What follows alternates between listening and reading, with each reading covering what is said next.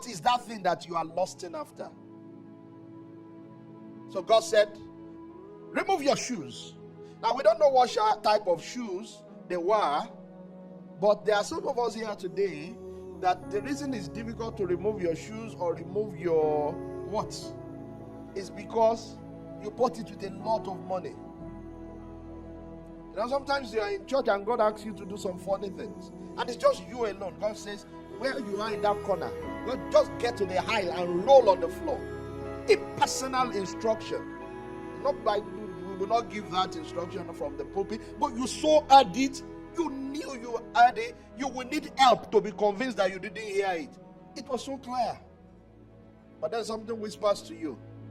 You want to roll on the floor with this garment you are wearing? Have you forgotten how long it took you to put this on this morning? So remove your shoes. God will strip us of our glory to put on us his glory.